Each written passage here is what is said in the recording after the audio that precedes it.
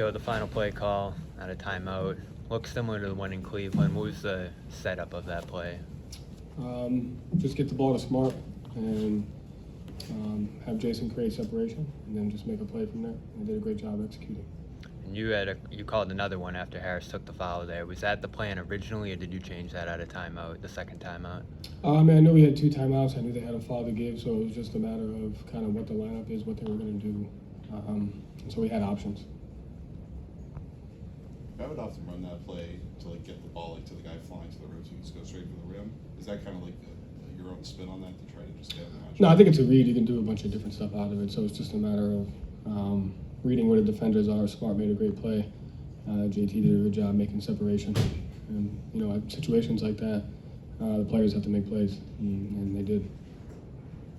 What was going through your mind when Joel's heave went in? Do you think it was good? I mean, expect the expected. Figured, a situation like that, I wouldn't be surprised if we went into overtime. And when did you find out that it was okay? When they showed it on the jumbotron, yeah.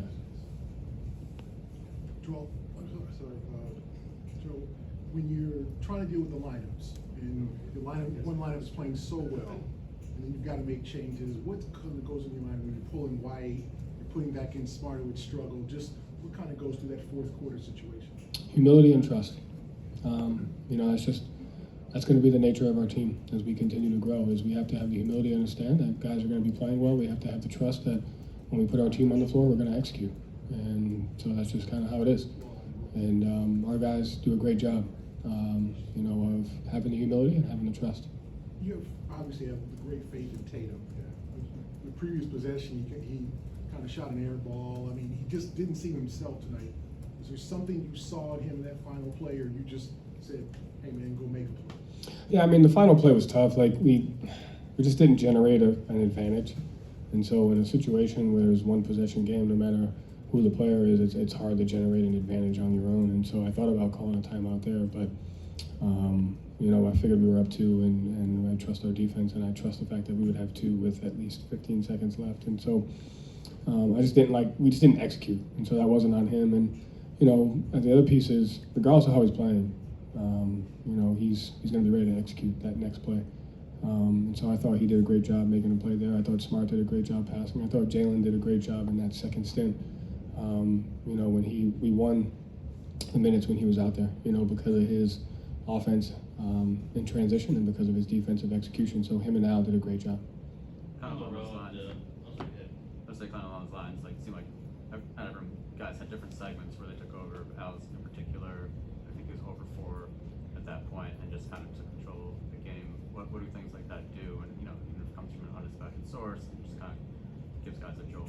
Yeah, I mean, it wasn't expected for me. I mean, he was 0 for 4 and he got 3 great looks in the first half, and so you have to have the ability to withstand some of those. And Al, when he's at his best, he's confident, he's not passing up shots, and we can't afford for him to. And so I thought he did a great job just staying poised and taking the shots that are there, especially the one in transition. I love that shot for him because it shows his confidence and his aggressiveness. And so, like you said, at each time a different player went on a run on both ends of the floor that helped us, whether it was Jalen, whether it was Al, whether it was D. White and Malcolm and Smart at the end of the game executing, and Jayson. So it just goes to our depth, it goes to our guys just having the mindset of knowing when it's their time, they got to execute.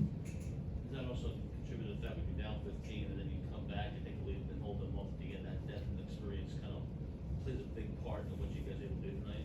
Absolutely. I mean, our guys have been there. They've been through it all. And so, we have to diagnose why we're down 15. And then once we were able to diagnose that, we were able to chip away at it. And then once the game settled in for us from an execution standpoint, we were able to take control of the game. What was the diagnosis? We let them get out in transition. Harris and Tucker hit 3 threes in the first quarter. That's 9 points. They got 2 offensive rebounds for that. And so, with a team like that, you got to be very, very diligent in your half-court defense because, like we talked about before, the Maxis, the Harrises, the Tuckers, they put pressure you in other areas. And so I felt like our defense was good, even though the emotion of Embiid took over the game. I thought our defensive execution was solid, and our offense was not. And so once we were able to regain the balance of the game, it helped us. You mentioned Al's confidence against this crowd.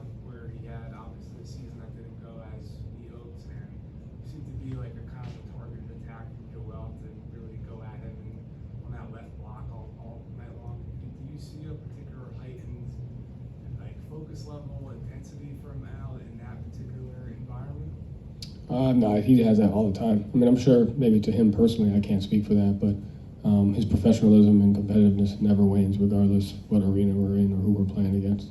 One more on the last play. Is there kind of an inspiration or kind of origin story to what inspired that play call for you? I stole it from Brad. Thank you, Joe. Thank you.